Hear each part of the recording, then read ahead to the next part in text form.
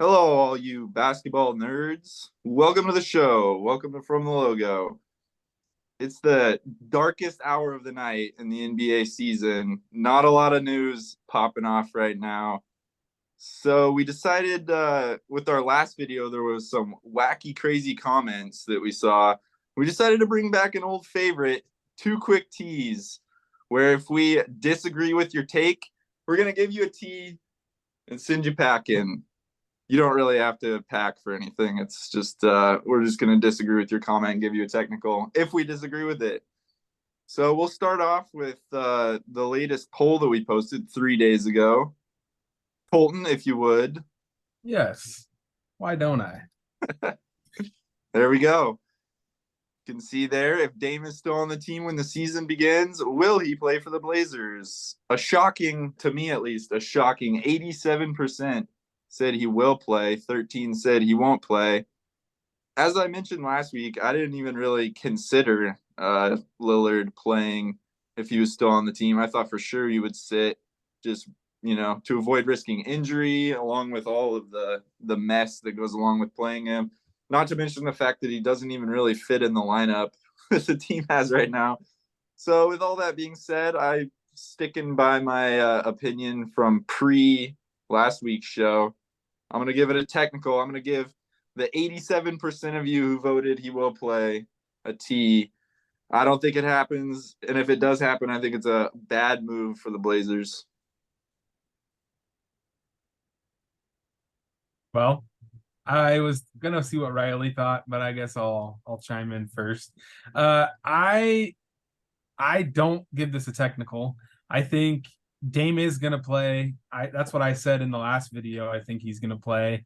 I don't love the idea of him risking injury. I could see a scenario, as much of a competitor as he is, where he gets a small injury and sits out. But I think that he wants his money. It's shown, he's had multiple times showing he likes the maximum amount of money you can get, which Dame Dalla for a reason. Dame Dollar, yeah, not Dame broke, right? So Dame is gonna play. There was a Bleacher Report article that came out kind of the day we did that video that said he was probably gonna play. We'll see. We'll see if it's just posturing on his side, or what happens when it comes into training camp. Is he going to be a good teammate? Probably. Is he going to help mentor Scoot? Probably. I really would like Scoot to start from day one. And that's a comment we can get into later. But I want to see Scoot starting from day one. It would be kind of an odd fit with him and Dame starting. We've talked about this before. But I think that he will play, and obviously he's going to start. They're not going to bring Dame off the bench. So if he's still on the roster, which could happen, I think he'll play. It's a weird one. I think it's potentially kind of a hornet's nest to try to bring him into the team LaMelo. because what? I said LaMelo. Nice Hornets reference. Yeah, I think it's it would be a mistake to have him come onto the team right now because he's just made it so clear that he's not here for the long term. And I mean, and also it's been such a weird distraction and so much negativity around it this summer. That's gotten to the rest of the team too, right? I mean, there's just no way that the guys are all going to be like partying on the plane coming back from a win when Dame's on his way out the door. It's the strangest thing. I think it would be a mistake if they did. I think that Dame will probably show up and do what's required of him in order to get paid. But I don't know that the Blazers play him, even if he does show up. So I think I'm gonna agree. I'm gonna throw that T.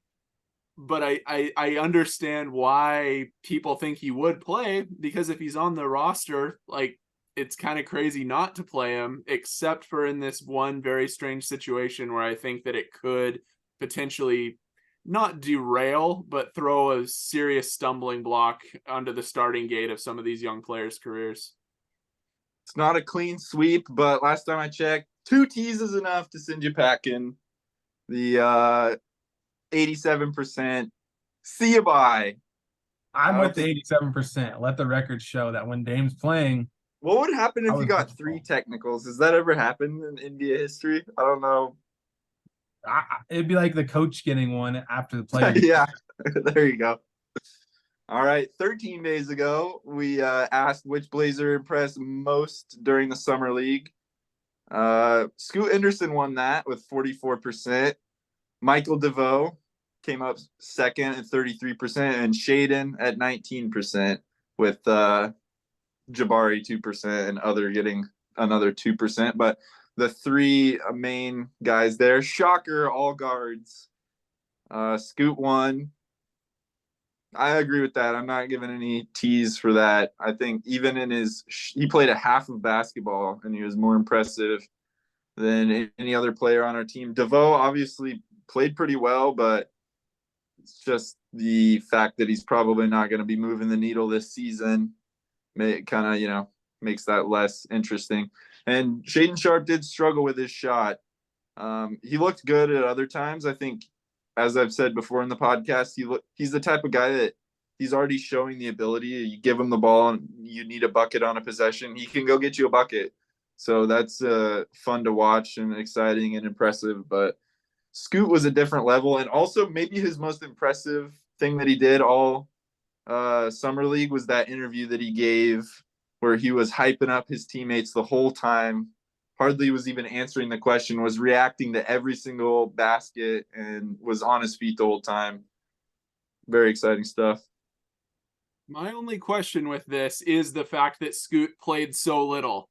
And it's close, but no, it's not a technical. No. Because even though he only played basically a half of basketball, it was still the most exciting and most impressive thing that we saw this summer. And I agree with Kirby that even what he did off the floor during Summer League was impressive. I was, and I think that you were too, impressed with him during Summer League, even beyond what he played on the floor. So yeah, you can't tee up anyone for this. And I agree with the other two picks too. Shaedon was fun to watch as always. Some issues, but I'm sure he's working on them right now. And DeVoe is kind of a pleasant surprise. You get those Summer League darlings that are just fun to watch for a while. So. Yeah, I agree. I'm definitely not going to tee this up. I will say it's interesting because Jabari Walker is a guy that consistently gets undervalued in terms of his impact on the floor. I think last season, I know I'm kind of not talking about Scoot yet, but last season, Jabari Walker, when he actually got regular minutes, okay, obviously he was a little in over his head in some instances, but the guy always comes in and rebounds. He rebounds no matter what, no matter who he's out there on the floor with. He brings the size. Summer League, he's kind of that guy that brings everything together, the glue guy, the hustle guy.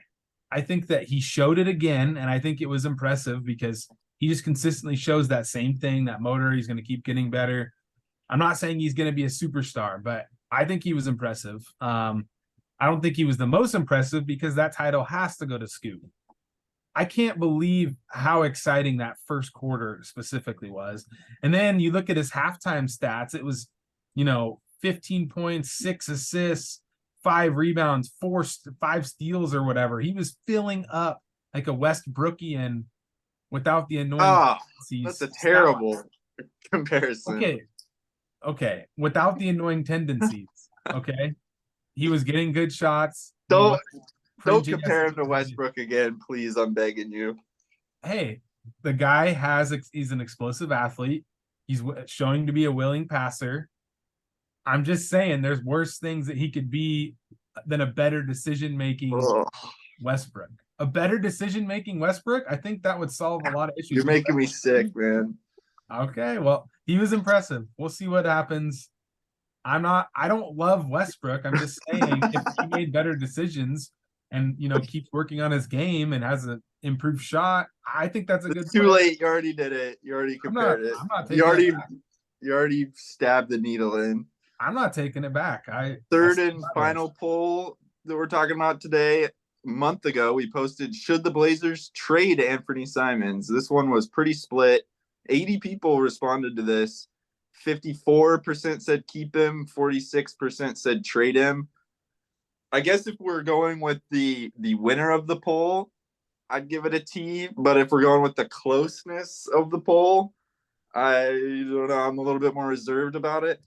But, we've been talking about this for over a year at this point, that Simons just doesn't fit on the roster, never has, doesn't any more now than he did over a year ago, probably less so with the emergence of Shaedon and drafting Scoot. So I'm going to give this a T. I like that it's split. I like the 46% of you that, know your basketball and know that lineup just isn't going to work, and know also to prioritize those young guys. But the 54%, that's just typical Blazers fans nonsense, where you see a guy over a couple years and just get way too attached to him. So, tee up. You're going to get burned in the comments on that analysis. By a bunch of basketball nerds? Well, I would. Okay, we're well versed on this topic. Our very first video was, should be Damon Anfernee Simons, is it going to work? We didn't think it would. It didn't really work. Now look, we're here again, and it might even be worse, because we're looking at, in my opinion, a Scoot, Simons, Shaedon starting lineup, because that's just what they're going to try and do, develop all of them. But I agree, it's kind of a minor T, because I think that the Blazers are going to keep Simons. They're going to see who stands out between all three of the guards. They're going to gauge trade value. They have to. Obviously, if there was a deal for Simons that was a needle mover that could have been made to balance the roster, it probably would have been made already to help appease Dame. So I think that the Blazers maybe should keep Ant to try and raise that trade value and try and get the best deal for him. It's not like we need to be winning a ton of games this year. I don't want to see a 3-guard lineup. That is my main concern. I do think Scoot deserves to start. I do think, because he's been doing it for 2 years, a professional team. I think Shaedon needs to start. We've seen a lot from him already. So we're looking at a 3-guard lineup if that all holds true. So I guess a caveat with this could be, should the Blazers ever trade Anfernee Simons? It doesn't really have a timeline on here. I don't necessarily think it has to happen within the next couple months or anything. Like you said, the Blazers aren't in win now mode right now. So you could keep him and try to raise his trade value. But as far as keeping him over the course of a couple of seasons, especially with those 2 young guys, those 2 young guards, it just doesn't make any sense to me. Yeah, I don't think that Anfernee is really part of our long-term future. And for that reason, teeing up the answer. You out of here. Because I just I think that long term it doesn't make any sense to have 3 young guards that are all should be of starter caliber. But I do agree that if there's no deal to be made this summer, we don't force it. We don't get back poor value just to get him off the roster, because next year is not going to be our year. So, this is kind of our opportunity to maybe see if we can raise his trade value, but we got to trade him eventually. He's got to go. Moving on to the comments. Boy, we had some head-scratching comments on our last video. Some real crazy takes. I'll start us off here. Always Compete 9142 commented, we should not start Scoot and Sharpe. Hey, was that me? Our starting lineup should be Ant, Thibault, Nas, Grant, and Nurk, with Scoot, Shea, Murray, and Walker as the second team. Comment in question right here. Let's check it out. I am going to give that one a T. I think that bringing Scoot and Shaedon off the bench, that doesn't work for me. We're not in win now mode. It's all about building those guys' confidence. It's all about developing them. Give them as many minutes as you can possibly give them. Bringing them on as a second team with a bunch of rookies, I don't like the move. So I'm giving it a T. Sorry, Always Compete. Hear me out. So Always Compete. I get what you're saying, because this might be it's a pretty well-balanced lineup, and you might be getting, explosive scoring and playmaking off the bench as well in this instance. So I get what you're saying there, but I'm going to agree with Kirby, because our goal is not to win this season. That's just not what it is, and it's obvious, because we're trading away our best player. I don't think we're going to try and win this season. We shouldn't. I mean, we should try and develop, but you're not gonna be probably a contender this year, right? So I think it's more important to get Scoot, Shaedon, even Ant, all the development minutes you can. Nas is lurking in there. He's still an enigma, still with the injuries, but still promising. Thibault brings that good defensive energy, and he might. I just said 3-guard lineup. He might end up starting somewhere along the way at the 3 if they can figure out the guard situation. But I agree with Kirby. I'm giving it a T. The plan is to develop the guards and get minutes to the guards. So Scoot has to start, in my opinion. He's a must start because he's been doing it for 2 years. He's not just a normal rookie coming in. He was the youngest player to come into the G League, and he's starting for 2 years on a professional basketball team. Why come off the bench now? And, Dame's there, I guess, but not in this scenario. So I agree. That's technical. Yeah, I don't necessarily think that this is like a completely wacky comment. I think that it's well thought out, because it is true that if we're trying to build if they're trying to build a defensive minded team, that's pretty well balanced, and potentially Nas, Grant, and Nurk could score a lot of points.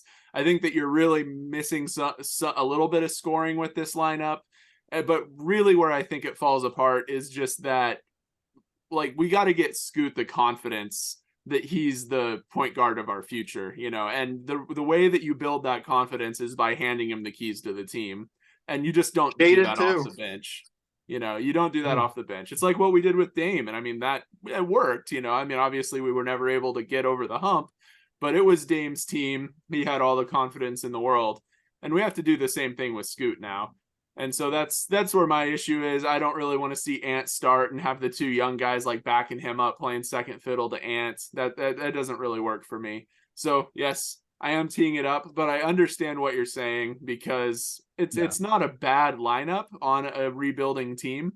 And, we do need to get those young guys the ability to be mentored, but just from a starting position. 3 technicals, but we're not going to throw you out. Always compete. Thanks for the comment. We appreciate it. Yeah. Who wants to go next? I'll go next because it's the next comment down here. So this is coming from a self-proclaimed Heat fan. So take that into account, all Blazer fans.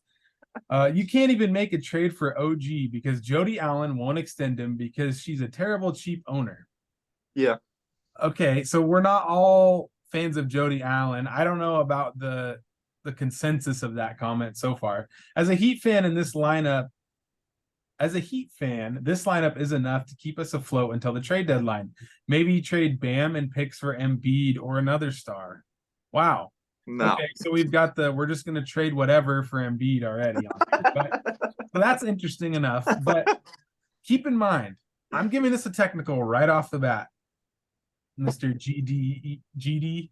Because here's the problem. You're starting Tyler Hero at the point. You've got Richardson as your shooting guard. Okay, you lost Max Strus. You lost Gabe Vincent, right? So you've lost depth, obviously, because I think the Heat were preparing for Lillard. Who's Richardson? Which one? Josh Richardson.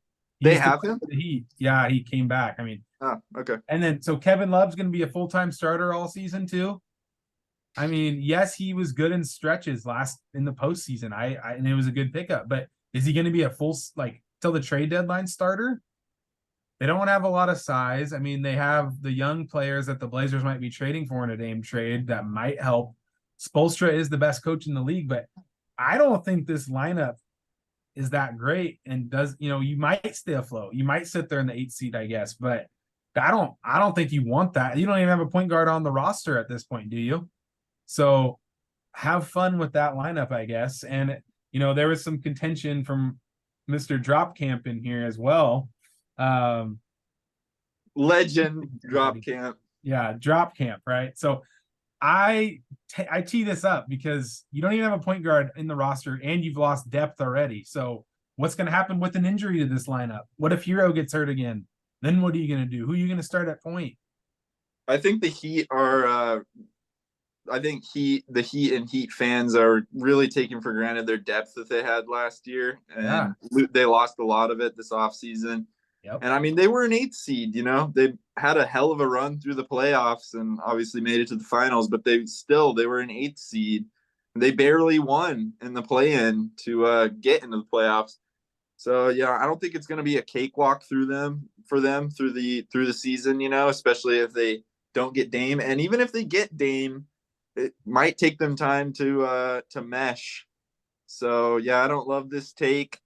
And the trading Bam and picks for Embiid is the cherry on top for my tea, because I think that's just the sign of a for the, not to sound too mean, but a spoiled fan who thinks they're going to be able to get, you know, whatever they want. It sounds like a Lakers fan coming through here. So yeah, teeing him up. Sorry, GD. I mean, that's something that a lot of NBA fans deal That's with. true. Is We've done it too. We thought we were Yeah. getting Kevin Durant last year, to be fair. Yeah, people overvalue their team. They overvalue, you know, the opportunities that they have. They undervalue their young players that are going to be the next huge thing, that's the supporting cast that's going to bring in a star. But yeah, I mean, you know, they want Damian Lillard for Hero and Embiid for Bam, and, you know, some second round picks, and that's just like going to happen like it's no problem. It's not realistic. They're not the Lakers, you know. I mean, they're a nice place to go, I guess. But you know, it's a little bit unrealistic. So yeah, it's definitely a tee up. And that team that's listed there, that's a play-in team at best. But like Colton said, you're one injury away from disaster at that point. Heat fans have been all over our comments. We'll take them all day. Thanks for your comment, GD. Riley, your turn. All right, it's just a couple of comments down there. I had a nice little exchange with Alain, who mentioned, yeah, so sure, Dame signed an extension, but Cronin doesn't even try to compete. Brings no talent in to help Dame, prioritizes draft picks, drafts his replacement, so is the team not responsible to hold up the end of the deal at all? I have no problems with stars asking out after signing extensions. The system forces them to take a huge pay cut just to play where they want to. Cronin should have traded Dame years ago to get the best value he can. He's an aging small guard. Only teams in contention will have use for him. And most of those teams are hard capped and have no assets. Tough market for Dame, and Cronin's a horrible GM. By the way, if Cronin doesn't do Dame right, players will just start asking for no trade clauses in their contracts again, and that's the worst. Signing an extension and asking out at least secures them the asset, and they can control the trade process. Look at what Washington got for Beal. All right. It's an interesting comment. There's a lot to unpack there, but I have some serious issues with it. One being this idea that the only teams that have any use for a talented guard are contending teams. I guess it depends on what your definition of use is. I mean, we've enjoyed watching Damian Lillard play basketball for years, not in contention. I mean, it's, you know, that's what the league is not just three main teams on the far coasts, you know, that are competing for championships. There's 27 other teams that have no chance of winning the championship each year, and they're still going to go out there and put out the best product that they can to see if they can develop, to see if they can attract other attention, and to entertain the fans too. So I don't really think that that's a very good take in and of itself. The idea that a good player should automatically go to a top 5 team every single year just because they're a contender. I disagree with that premise at its core. And secondly, I don't necessarily think that Cronin is proven to be a terrible GM. He's still very new at this. Yeah. He stepped into a tough situation, a really, really difficult situation. And I think that so far, with what he had to work with, they've been doing the best they could. I don't think there was a move to keep Dame happy over the last year or two. I think this was all just an inevitability. So yes, I am teeing up Elaine for sure. As you can see in my comments, I disagreed with the premise at its core. To his credit, he didn't know that Cronin was new, because I took him to task on that one. I was like, I don't think Cronin's ever had any moves to make since he took over. If you're gonna put the blame on someone, put it on Olshey and maybe ownership for not helping him out. And he admitted that he didn't know that he was so new and stuff. So that part of it, I'll forgive him on. The rest of it, yeah, I don't know. I don't necessarily disagree with the rest of it. I don't like the no trade clause comment. I think that if you're want to pick where you're gonna go, you should negotiate a no trade clause into your contract. I don't really think that's such a bad situation for the league to be in. The idea of if you don't have a no trade clause in your contract, you don't get to pick where you know end up landing, and if you do have it. That's kind of the purpose of that clause. So yeah, I guess I'll agree with Riley and team up basically based on that and his attack of Cronin without really. Even though I just said I'm going to forgive him, I'm still TNO him for that because he really didn't know his Blazers history, I guess. So it's funny that he brings up Beal because Beal is worse than Dame, had a no trade clause, and that made a big difference in the value because he could say where he can go, whereas Dame is just trying to create his own no trade clause which is not in his contract. And you look at the overall comment as a whole, and I don't agree with a lot of the analysis on Cronin. Here's the thing. Cronin, like you guys said, walked into a salary nightmare. Cronin was actually a salary specialist before he was, or a cap specialist, or knew the cap before he was promoted into the GM spot. He knew we were screwed with the contracts of Norman Powell, Covington, that kind of thing. He had to send them away. And yes, we didn't get a great return for something like Covington, but he does prioritize draft picks because guess how the Portland Trailblazers have to build their teams? Draft picks. Obviously, the trade market hasn't been that crazy outside of a guy like Bradley Beal who had a no trade clause. So I'm teeing this comment because yes, Cronin, hasn't made a home run swing, and he did say he was going to. So that is something that we can hold against him in that sense. But I don't agree with a lot of the comment. I think that Cronin is still up in the air, and while people don't like rebuilding, I would like to see what it looks like rebuilding because I didn't think that roster that he walked into had a chance at contending.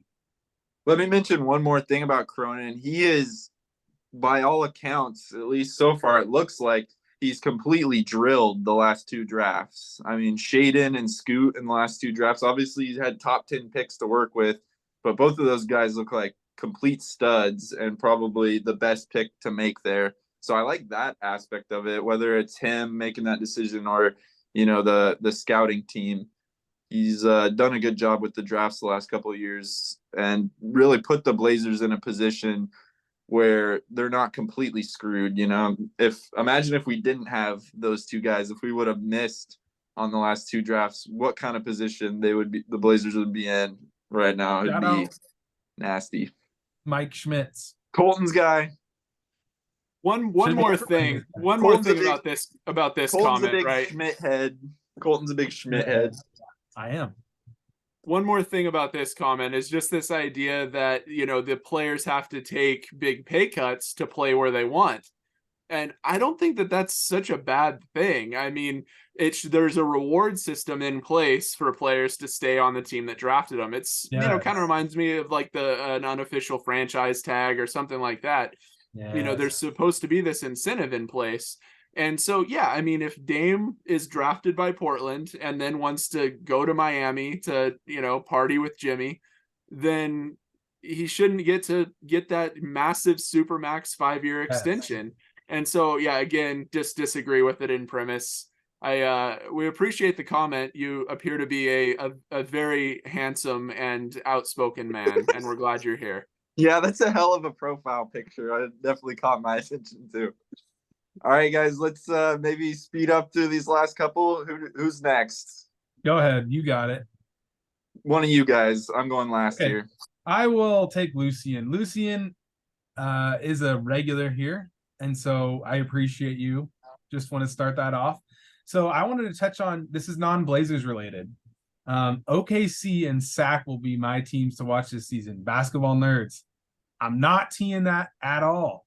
I'm super interested in both Sacramento and OKC. That's a bucket right there. That's a Chet bucket. Holmgren is one of the most interesting stories of the whole NBA season for me.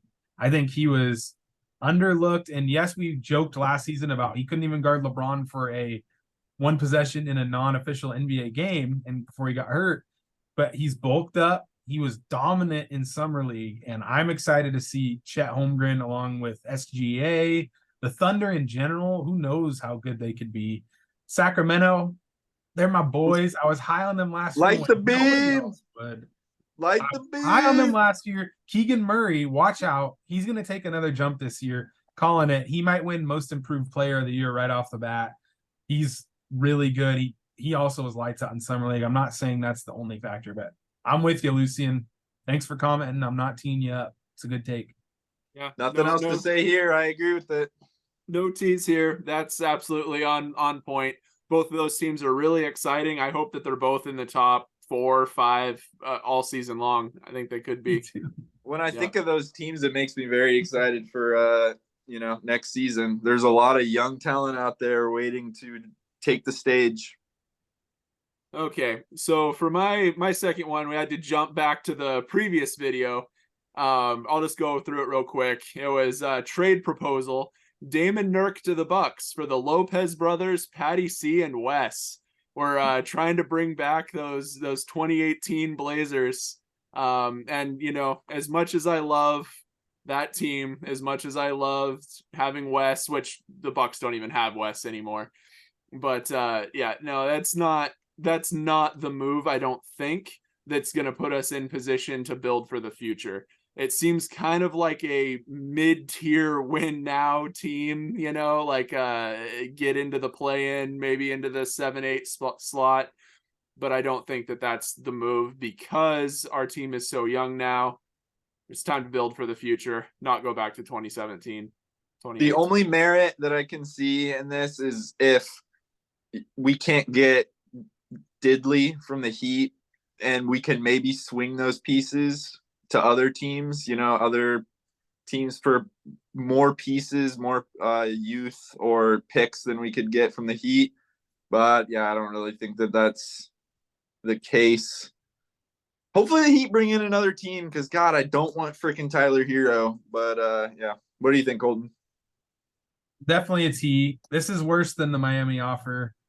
And you're not getting any young talent. I thought it was almost like kind of kidding at first, but I don't know if that's what it was.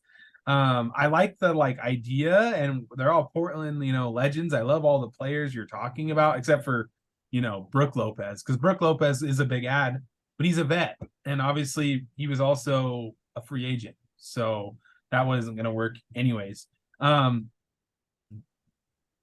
All I'm going to say is everybody poo-poos the Miami offer, and for good reason. I don't even know if the Bucks have picks. So, I mean, how many picks do they have? So, I think that the Heat will trade Tyler Hero to a third team anyways. We're not going to end up with Tyler Hero, and we'll probably get more assets through it that way. So, I don't like it. It's a T for me, dog. Thanks for the comment, Greg Mock. Last one that we're going to do here. Lucian showing up again with the best comment of the day. Great pod, y'all. No tease here for me, man. We love you, Lucian. Thanks for that. What about you guys? Any tease? I don't see any tease coming. No, I just wanted to say that it's we have a lot of fun reading the comments from everybody every week. Even when we disagree with them, actually maybe especially when we disagree with them, it gives us a lot to talk about, and we're really glad that you guys are here because this whole thing is a lot more fun when we have people to agree with or argue with. Yeah, thanks everyone for watching. If you guys ever have a topic that you want us to cover, totally leave a comment down below. Let us know. Thanks for watching from the logo, right? Have you heard that before?